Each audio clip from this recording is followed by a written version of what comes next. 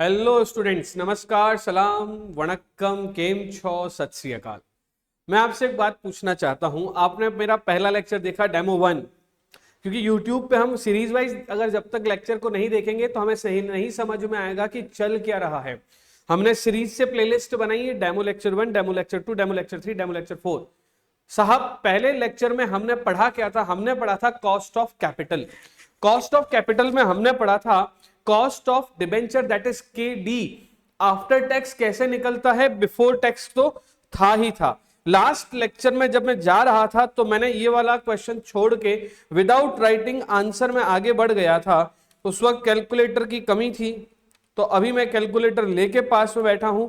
तो आंसर क्या आया साहब? 7.52। आंसर क्या आया? 7.52। This is our KD after tax. This is KD after tax 7.52। अब मैं इसको एक बार पूरे फर्स्ट लेक्चर को रिवाइज कर देता हूं। हम लोग पढ़ रहे हैं cost of capital. Cost of capital में हम लोगों ने देखा कि पैसे कहां से लाने हैं, तो बोला कि 4 सोर्सेज है पैसे लाने के: debenture, preference share, equity share, loan. अब इनमें चारों को हमने नाम दे दिया के डी, के ई, के पी, के एल। और इनमें से भी बिफोर टैक्स और आफ्टर टैक्स भी हमने सीखा। हमने ये भी सीखा कि हमें डिसीजन कैसे लिया जाता है। तो मैंने कहा कि it is not an isolated study, it is an combined study. जब तक हम सारी बातों को कंबाइंड नहीं करेंगे हम लोग नहीं सीख पाएंगे। तो हम लोग अभी स्टेप 1 या लेवल 1 में है, जहां पे हम सीख पा रहे हैं कि कॉस्ट क्या लगेगी। जब हमें ये पता चल जाएगा कि कॉस्ट क्या लगेगी, उसके बाद हम लोग कैपिटल स्ट्रक्चर बनाएंगे, दैट इज कॉल्ड प्रोपोर्शनेट। कितना रखेंगे, यानी कि कितना अमाउंट मुझे डिबेंचर से लेना है, कितना अमाउंट मुझे प्रेफरेंस शेयर से लेना है, ये वाली बातें हमें सीखने को रहेगी। और ये सब बातें हम कहां सीखेंगे? अपने नेक्स्ट चैप्टर में। तो और लास्ट में एक चैप्टर और आएगा जिसका नाम है लिवरेज। जब ये तीनों चैप्टर साथ आ जाते हैं दोस्तों, तभी हम लोग समझ पाते हैं कि from which source how much amount I should take from the market. Clear? अभी हम लोग आ जाते हैं कि हमने क्या सीखा था। कॉस्ट ऑफ डिबेंचर 2 तरह के होते हैं, सॉरी, डिबेंचर 2 तरह के होते हैं, रिडीमेबल और इरिडीमेबल। रिडीमेबल में हमने इरिडीमेबल का फॉर्मूला सीखा था कि KD equals to I upon NP into 100, where I stands for interest, NP stands for net profit multiplied by 100। ये तो हो गया बिफोर टैक्स। अगर हमें केडी आफ्टर टैक्स निकालना है तो क्या रहेगा? आई 1 minus T divided by net profit multiplied by 100। इस तरह से हमारा पूरा टॉपिक हमने सीखा था। अभी मैं आप लोगों को लेके चलता हूं डिबेंचर, वो डिबेंचर जो कि रिडीमेबल होते हैं। Friends, what is the meaning of redeemable debenture? Redeemable debenture का मतलब, आज मैंने अपनी कंपनी के डिबेंचर तुम्हें दिए, और मैंने कहा कि तुम मुझे पैसे दे दो, मैं तुम्हें 5 साल बाद तुम्हारे डिबेंचर वापस दे दूंगा, तुम मुझे अपने पैसे वापस दे देना। वंस मोर हो जाए, मैंने क्या बोला? आज मैं आपको क्या दे रहा हूं? डिबेंचर। तुम मुझे क्या दे दो? पैसे। पैसे के बदले में मैंने इशू कर दिए क्या? डिबेंचर। जैसे ही मैंने डिबेंचर आपको इशू किए, आपसे मैंने पैसे लिए, एक शर्त डाल दी, 5 साल बाद। कितने साल बाद? 5 साल बाद मैं आपको पैसे वापस दूंगा, विद इंटरेस्ट वापस दूंगा। ठीक है? This kind of debenture is known as redeemable debenture. In short, those debenture which can be redeem, या फिर दोज डिबेंचर जिसका पेमेंट कंपनी वापस डिबेंचर होल्डर को कर देती है, वो डिबेंचर रिडीमेबल डिबेंचर कहलाते हैं। अभी रिडीमेबल डिबेंचर की खास बात क्या है? इसमें इंटरेस्ट भी रहेगा। इंटरेस्ट उसमें भी था, इंटरेस्ट इसमें भी था। तो सर इसका फॉर्मूला क्या रहेगा? इसका फॉर्मूला रहेगा, इन्होंने बोला mostly debentures are repayable within a stipulated time. जो पैसा हमने लिया है वो क्या है? रीपेबल है। जो पैसा हमने लिया है वो क्या है? रीपेबल है। कितने टाइम में? Within a stipulated time. तो मैंने आपको कहा कि cost of such debt, time period of their redemption is very important. मतलब कि पहली बात की इंटरेस्ट कितना लग रहा है, दूसरी बात टाइम पीरियड कितना है, कितने टाइम में तुम वापस आ जाओगे। सर पैसे वापस दो। जो पैसे वापस हो तुमने कहा तो कंपनी को वापस देना पड़ेगा, बट आज की तारीख में ये डिसाइड होना चाहिए कि तुम कितना पैसा वापस कब लोगे। जब तक ये चीज डिसाइड नहीं होगी तब तक हम आगे नहीं बढ़ पाएंगे। तो रिडीमेबल डिबेंचर में 4 चीजें फिक्स होती है। आज कितने में इश्यू किया, इश्यू करने के बाद रिडीम कितने रुपए में करने वाले हैं, टाइम लिमिट क्या रहेगी, कितने साल के लिए आप इश्यू कर रहे हैं, और इंटरेस्ट रेट क्या है। बिफोर टैक्स और आफ्टर टैक्स में भी इसमें हमें फिर से इसमें बिफोर टैक्स और आफ्टर टैक्स भी देखना पड़ेगा। सर सीधी बात करो, नो बकवास। What is formula? आपके सामने है, ये रहा फॉर्मूला। आई प्लस, ओहो ओके ओके ओके, यहां पे इसको एक बार आप थोड़ा सा देख लेना, यहां पे आई प्लस है, I plus RV minus NP divided by RV plus NP whole divide by RV plus NP upon 2 into 100। ऊपर क्या रहेगा, RV minus NP divided by N, N for number of years, नीचे क्या रहेगा, RV plus NP divided by 2 multiplied by 100। इससे क्या हो जाएगा सर, इससे आपका आ जाएगा के डी। सर ये के डी क्या है, आफ्टर टैक्स है कि बिफोर टैक्स है, दिस इज के डी बिफोर टैक्स। यही फॉर्मूला अगर के डी आफ्टर टैक्स बनाना है तो क्या रहेगा, तो समझना आई 1 माइनस टी कर दो, उसके बाद में सेम रहेगा RV minus NP upon N whole divided by RV plus NP upon 2 multiplied by 100 and this will be the KD after tax. Sir, okay, this is KD before tax. ये कौन सा है KD before tax, ये कौन सा है KD after tax, ठीक है। अब सर इसमें आरवी क्या है, एनपी क्या है, सर ये तो बताया नहीं, देखो नीचे आ गया आई, आई तो है इंटरेस्ट, आई क्या है इंटरेस्ट। इंटरेस्ट क्या होता है, जितने रुपए डिबेंचर का जो डिनोमिनेशन है, जो डिबेंचर का डिनोमिनेशन है वही तो इंटरेस्ट है भैया। सर आरवी क्या होता है, आई तो इंटरेस्ट हो गया, आरवी क्या होता है, मान लीजिए मैंने आपको एक डिबेंचर आज इश्यू किया 100 रुपए में, आज इश्यू किया 100 रुपए में, तो 100 रुपए इश्यू अमाउंट हो गया। मैं कह रहा हूं कि 10 साल बाद मैं विद प्रीमियम वापस लूंगा, दैट मीन 100 के डिबेंचर के मैं 105 दूंगा, तो रिडीमेबल वैल्यू मतलब कितने रुपए में मैं रिडीम कर रहा हूं, that is called redeemable value. Redeemable value RV. Net proceed क्या होता है, 100 रुपए का डिबेंचर है, 100 रुपए का डिबेंचर में मैंने खर्चा कितना करा, से फॉर एग्जांपल 3 रुपए का इश्यू एक्सपेंसेस हुआ है, तो मेरे को मिला कितना 97, तो 97 इज नेट प्रोसीड। तो नेट प्रोसीड का मतलब वो अमाउंट जो डिबेंचर इश्यू करने पर खर्चा लेस करने के बाद जो मुझे मिल रहा है, that amount is known as net proceed. तो पहली बात क्या हो गई आरवी, दूसरी क्या होगी NP. N is number of years, what is the meaning of number of years, कितने साल बाद मैं डिबेंचर को रिडीम कर रहा हूं, वो पैसा मेरा हो जाएगा एन। तो टोटल मिला के RV minus NP upon N, RV plus NP upon 2 multiplied by 100, ये हो गया हमारा फॉर्मूला। बिफोर टैक्स है तो आई लिखना है, आफ्टर टैक्स है तो आई 1 माइनस टी लिखना है। क्लियर है, एक बार इस फॉर्मूला को नोट कर लीजिए, जल्दी से इस फॉर्मूला को नोट कर लीजिए। तो फॉर्मूला आप लोगों ने लिखा और आप लोगों को समझ में भी आया कि सीधा सा हिसाब है भाई साहब, I RV minus NP upon N whole divided by RV plus NP upon 2 multiplied by 100। तो हम लोग चलते हैं इसके क्वेश्चन की तरफ।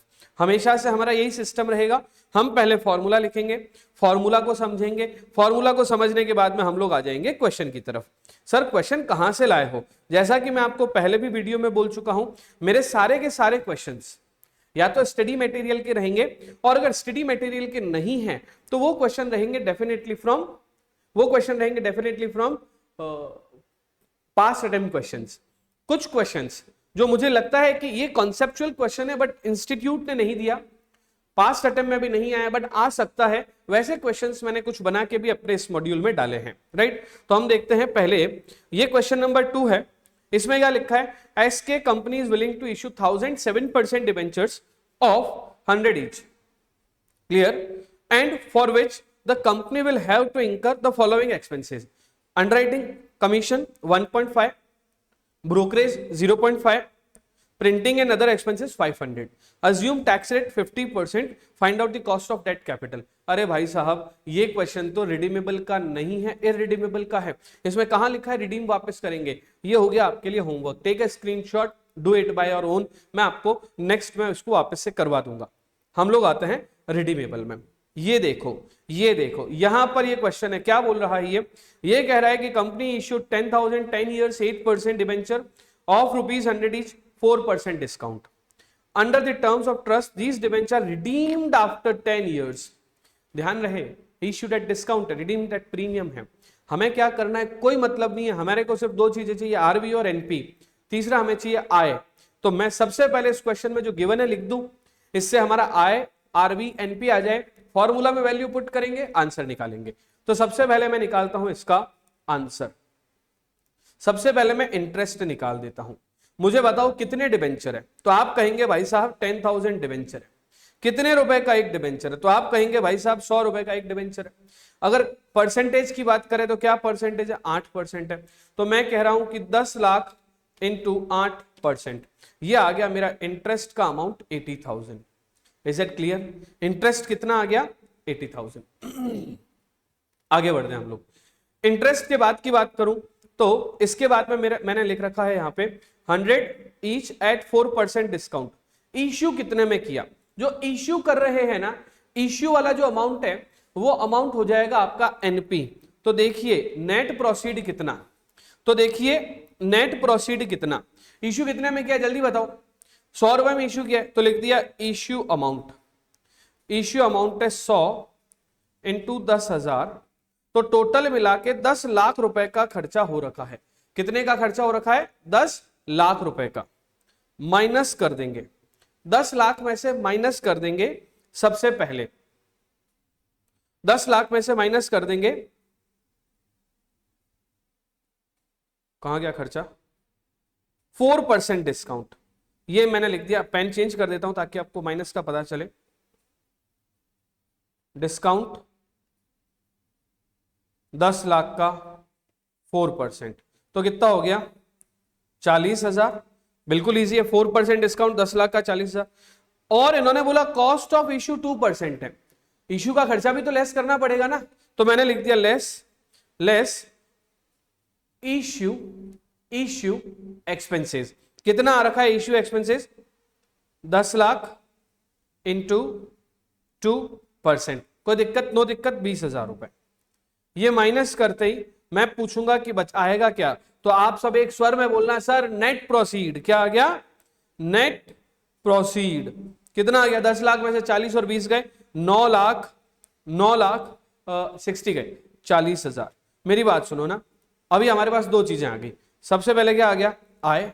फिर क्या आ गया? Net profit. अब मुझे क्या चाहिए? मुझे चाहिए redeemable value.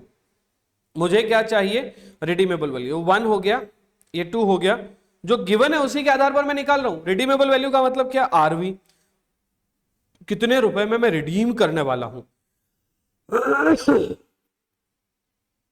After 10 years 5% premium. 100 का डिवेंचर 105 में रिडीम कर रहे हैं ये लोग भाई साहब। 100 का डिवेंचर 105 में रिडीम कर रहे हैं। 105 कितने डिवेंचर रिडीम कर रहे हैं? 10,000 डिवेंचर रिडीम कर रहे हैं। तो 10,000 इंटू 105 अगर मैं करूं तो ये हो जाएगा 10,50,000। कितना हो जाएगा? 10,50,000। साहब आंसर क्या आएगा? तो पहले फॉर्मूला में पुट कर लेते हैं, मैं इसको ऊपर करके वापस छोटा करके आपको बता दूंगा। फॉर्मूला में पुट कर देते हैं, आय के डी। मुझे बताओ आफ्टर टैक्स निकालूं या बिफोर टैक्स? ध्यान रखना डिबेंचर का आफ्टर टैक्स निकालना है। डिबेंचर का क्या निकालना है? After tax. तो मैंने लिखा के डी आफ्टर टैक्स। क्या लिखा? K D after tax. I 1 minus T plus RV minus NP upon N whole divided by RV plus NP upon 2। देखो फॉर्मूला आ गया, मैं इस साइड में पूरा लिख देता हूं, ठीक है। आंसर मैं लिखता हूं ब्लैक से। आई कितना है जल्दी बताओ? 80,000। आई कितना है? 80,000। 1 minus T into 1 minus 0.50। Clear है? 1 माइनस 0.50 मुझे नीचे ही करना पड़ेगा ना, इसको थोड़ा सा नीचे ही करना पड़ेगा, ठीक है। मैं देखता रहूंगा। 80,000 1 माइनस 0.50 प्लस आरवी कितना है जल्दी देखो एक बार? 10,50,000 माइनस एनपी कितना है? 9,40,000 डिवाइडेड बाय एन कितना है? N for number of years, N is 10 divide by 10 है ना, whole divided by 10,50,000 RV 9,40,000 NP divided by 2। ठीक है, मुझे लगता है कि आपको थोड़ा थोड़ा समझ में आ रहा होगा। 80,000 इंटू 1.50 आ गया 40,000 प्लस, अब देखो 10,50,000 माइनस 9,40,000 डिवाइडेड बाय 10, तो क्या आ गया? ये आ गया आपका 11,000। तो लिख दिया मैंने 11,000 divided by 10,50,000 plus 9,40,000 divided by 2, ये आ गया आपका 9,95,000। रिकैलकुलेट कर लेते हैं। 9,40,000 प्लस 10,50,000 डिवाइडेड बाय 2, तो आ गया 9,95,000, ठीक है, इंटू 100, है ना। आगे लिख लेता हूं मैं, नीचे नहीं जाना पड़ेगा। 40 प्लस 11, 40 प्लस 11, भैया ये आ गया 51,000, तो मैंने लिख दिया 51,000 डिवाइडेड बाय, नीचे लिख दिया मैंने 9,95,000 मल्टीप्लाइड बाय 100। आंसर आ गया 51,000 डिवाइडेड बाय 9,95,000 इंटू 100। आंसर आ गया 5 this is KD after tax, KD after tax 5.125%। अब केडी बिफोर टैक्स कैसे आता है वो भी मैं आपको हाथों हाथ ही बता देता हूं। केडी बिफोर टैक्स का फॉर्मूला है KD after tax, KD after tax divided by 1 minus T, ठीक है। केडी आफ्टर टैक्स कितना है 1.25 डिवाइडेड बाय 1 माइनस 0.50, ठीक है। तो अल्टीमेटली क्या हो जाएगा आंसर ये वाला, यह हो जाएगा 10.25%। तो एक आंसर हो गया केडी आफ्टर टैक्स, ये हो गया केडी बिफोर टैक्स। अभी मैं इसको थोड़ा सा नीचे कर देता हूं, आपको अच्छे से दिख जाए जैसा आपने नोट करना है। देखो इंटरेस्ट आ गया, एनपी आ गया, आरबी आ गया, फॉर्मूला पुट कर दिया और ये आंसर आ गया 10.125% KD after tax. KD before tax हो गया 10.25, आफ्टर टैक्स हो गया 5.125%। This is our cost of debenture completed. KD इतना ही है, ठीक है, ठीक है। मैं एक बार फिर से आपको दिखा देता हूं, आप इसको एक बार पॉज करके नोट कर लीजिए, क्लियर है। अब हम लोग चलते हैं इसके नेक्स्ट क्वेश्चन की तरफ पहले, उसके बाद मैं आपको ले जाता हूं कॉस्ट ऑफ रेफरेंशिएट की तरफ। मेरी बात सुनो, ये देखिए एक क्वेश्चन है, आप इसे नोट कर लीजिए, ये आपके लिए होमवर्क हो गया। मेरी बात सुनो, पहले मैंने एक क्वेश्चन करवाया कि इररिडीमेबल का, ये वाला मैंने क्वेश्चन करवा दिया रिडीमेबल का। सेम टू सेम क्वेश्चन है, 1000 डिबेंचर है, 100 रुपीज का एक है, प्रीमियम 5% है, राइट। तो मेरी बात सुनो, इश्यू कितने में करा, मैं इसके ना फॉर्मूला में पुट करने से पहले आपको पूरा बता देता हूं कि इसमें आया क्या क्या है। तो देखो एक बार मेरी बात को समझना। सबसे पहले इसमें लिखा है SK limited issues 10,000 10% debenture 100 each. तो सबसे पहले क्या आ जाएगा इंटरेस्ट, है ना। तो सबसे पहले आ गया इंटरेस्ट आए 10,000 इंटू 100 इंटू 10%, तो कितना आ गया 10 लाख का 10% 1 लाख, ये क्या आ गया हमारा इंटरेस्ट। एक चीज आ गई। दूसरे नंबर पे मैं निकाल देता हूं एनपी, इश्यू कितने में करा जा रहा है। तो क्वेश्चन अगर आप जो गौर से देखेंगे तो 10 लाख इंटू 1,000 इंटू 5% प्रीमियम है, 105 में इश्यू किया जा रहा है। तो नेट प्रोसीड कैसे निकलेंगे, इश्यू अमाउंट कितना है 1000 डिवेंचर 105 रुपए का, 1000 डिवेंचर, अच्छा ये 1000 ही है क्या, हाँ 1000 ही है, 1000, तो मैंने 10,000 क्यों लिखा है इधर 10,000 क्यों लिखा है, sorry check 1000 into 100, 1000 into 100 into 10%, clear है, ठीक है। आई एकदम ठीक लिखा है मैंने, 1 लाख का 10% तो 10,000 हो जाएगा ना भाई, 10,000 मैंने अगेन कहा clerical mistake is possible. 1000 into 100 into 10%, तो 1 लाख का 10% 10,000 आ गया, क्लियर है, कोई दिक्कत नहीं इसमें। नेट प्रोसीड कैसे आएगा, 1000 इंटू 100, 1000 इंटू 100 नहीं, 1000 इंटू 105। सर क्यों 105 क्यों बोल रहे हो आप, मुझे आप बताओ 105 क्यों बोल रहा हूं। 5% प्रीमियम पे इश्यू किया है भैया, जब 5% प्रीमियम पे इश्यू करते हैं तो 1,05,000 होता है, ठीक है। लेकिन आगे इन्होंने लिखा है कि 2% इश्यू एक्सपेंसेस भी हुए हैं। इश्यू एक्सपेंसेस किसका होगा, इश्यू अमाउंट फेस वैल्यू पे परसेंटेज निकलता है, तो हमने कर दिया माइनस इश्यू एक्सपेंसेस, और वो क्या हो जाएगा 1000 इंटू 100 इंटू 2%, तो कितना हो जाएगा ये 2000, है ना। तो ये आ जाएगा आपका 1,03,000। तो अगला क्या निकाल दिया हमने, नेट प्रोसीड आ गया 1,03,000। अभी लास्ट पॉइंट में आपको बता देता हूं रेडीमेबल वैल्यू। रेडीमेबल वैल्यू कैसे आएगी वो भी समझ लो। इन्होंने कहा कि मैच्योरिटी पीरियड 10 ईयर्स है। अब इन्होंने कहा कंपनी इश्यूड 1000 डिबेंचर 10% 100 रुपए वाले at a premium of 5%, maturity period 10 year.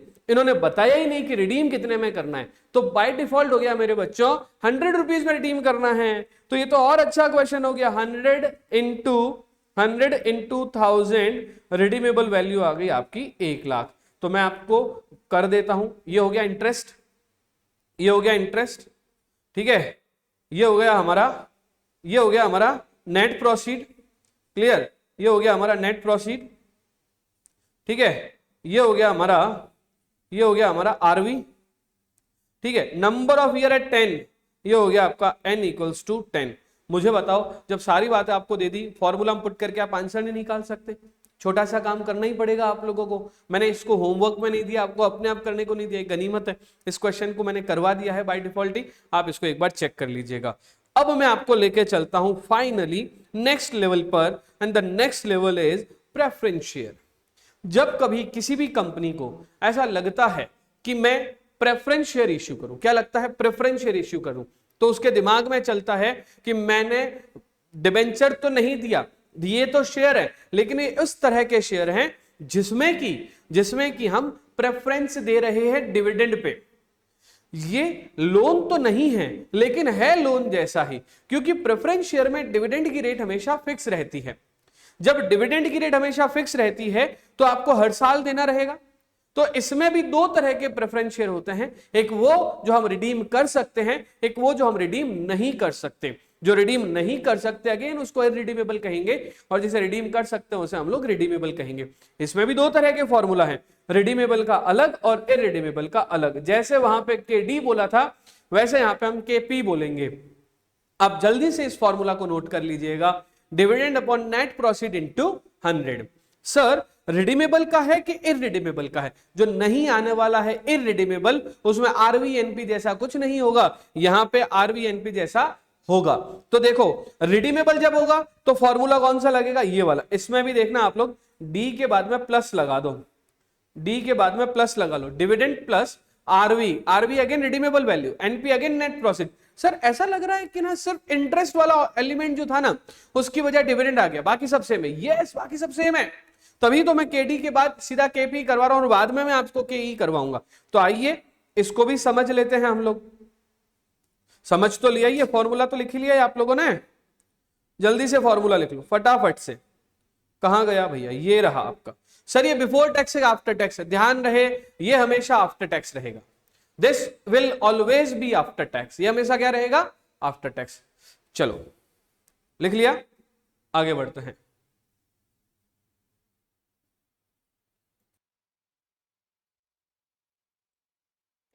कहां गए क्वेश्चन, कहां गया, ये आ गया नीचे क्वेश्चन। सर क्या ये वाले नोट्स हमें मिल सकते हैं क्या? बिल्कुल, कमेंट बॉक्स में है, पीडीएफ ले लीजिए इसका, इस नोट्स का पीडीएफ आप ले लीजिए। ठीक है, आ गए भैया, क्वेश्चंस में आ गए। ये है हमारा question number 5 and this is of preference share. Yes this is of preference share. सबसे पहले SK limited has issued 8% 10,000 preference share. Sir ऐसा लग रहा है कि ना एकदम सेम टू सेम बातें चल रही है। हाँ, SK लिमिटेड ने क्या इशू किया, 8% 10,000 प्रेफरेंस शेयर। कितने रुपए वाले, 100 रुपीज वाले। जब इन्होंने इशू किया तो इशू के टाइम पे इनके कौन कौन से एक्सपेंसेस हुए? सबसे पहला हुआ अंडरराइटिंग एक्सपेंसेस, अंडरराइटिंग कमीशन, फिर हुआ ब्रोकरेज, फिर हुआ अदर एक्सपेंसेस।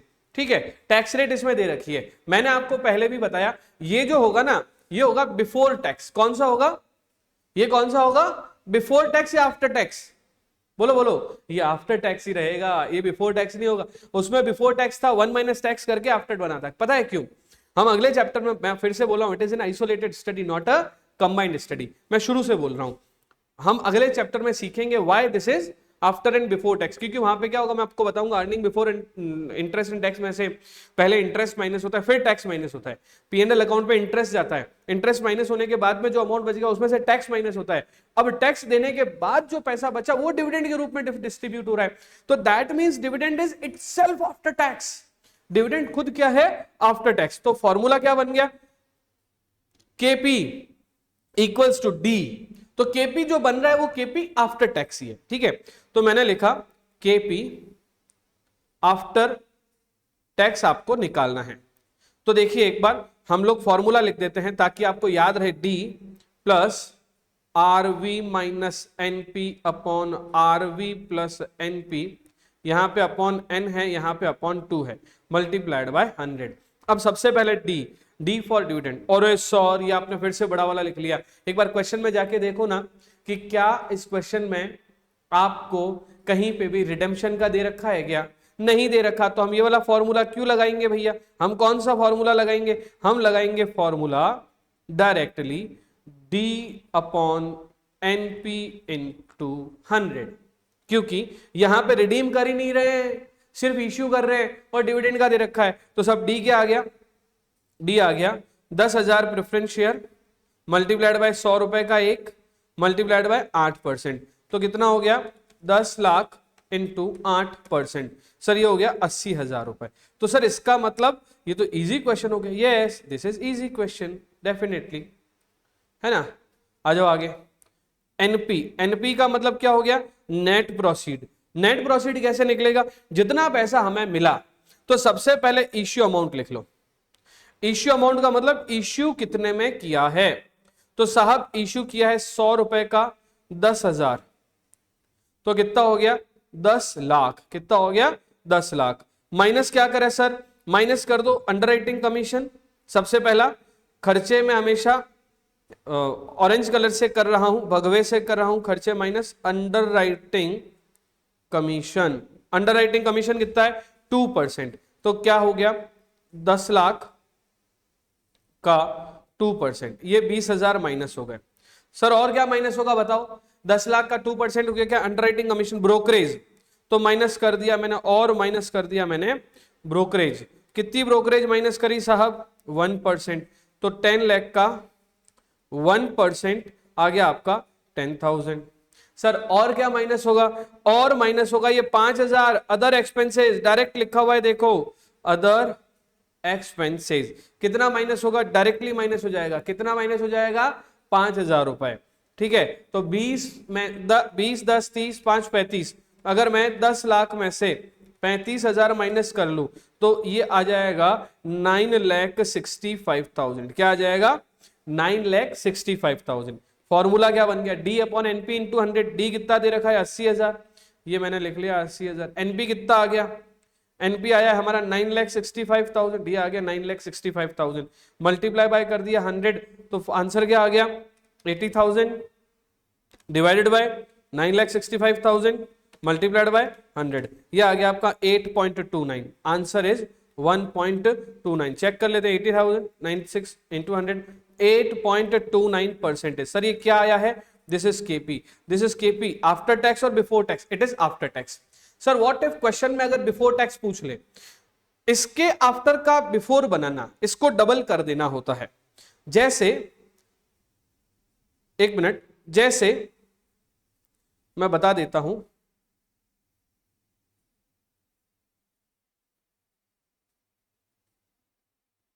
हमने पहले किया था बिफोर, आफ्टर को बिफोर बनाया था तो बड़ा हो गया था ना, ये भी ये डायरेक्ट आफ्टर है। अब हम पहले हमने क्या करा था? आफ्टर को बिफोर बनाया था। सॉरी, जैसे आप इधर देखेंगे, देखो यहाँ पे 1 - t हमने पहले ले लिया था डिबेंचर में, तो हमने क्या किया था? हाँ आफ्टर था ही, अब इसको बिफोर बनाना था तो हमने नीचे वैसे ही यहां पे भी करेंगे। ये क्या है? ये क्या है? के P, cost of preference share. कितना आ गया? 8.29%। तो इसको भी डबल कर देंगे। कैसे करेंगे? 8.29% divided by 1 minus tax rate, तो क्या आ जाएगा? 8.29 divided by 1 minus tax rate, क्योंकि आफ्टर है ना, ऊपर चढ़ना है वापस से, तो 1 माइनस टैक्स रेट 0.5। ठीक है, तो क्या आ जाएगा? 8.29, तो ये आ जाएगा 16.58%। क्लियर है? तो ये था आपका cost of preference share capital. क्या था ये अपना? Cost of preference share capital. एक क्वेश्चन इसका मैं दूसरे वाले का भी कर लेता हूं, इसके जस्ट नीचे दे रखा है रेडीमेबल का, देखते हैं एक बार। यस, तो ये क्वेश्चन आपके सामने है। SK limited issued 10,000 10% preference share of 100 each. These share are redeemable after 10 years. Again word क्या आ गया? रिडीमेबल। जब रिडीमेबल वर्ड आएगा तो फॉर्मूला ये वाला लगेगा, मैंने पहले से नोट करके स्टार्ट किया है। ताकि नोट करने में, मेरे नोट करने में आपका टाइम वेस्ट ना हो, ठीक है। तो RV minus NP upon N whole divided by RV plus NP upon 2। तो सबसे पहले डिविडेंड निकालना पड़ेगा। उससे पहले मैं आपको एक बार क्वेश्चन बोल के बता देता हूं। 10,000 10% प्रेफरेंस शेयर है 100 रुपीज के, तो सबसे पहले डिविडेंड आ जाएगा 10,000 इंटू 100 मल्टीप्लाइड बाय 10%। उसके बाद में इसमें लिखा है these share are redeemable after 10 year, N आ जाएगा नंबर ऑफ ईयर 10, फिर आ जाएगा आपका एट अ प्रीमियम ऑफ 5 पर शेयर। तो इसका मतलब रिडीमेबल वैल्यू जो है वो 5 रुपए प्रीमियम पे रहेगी।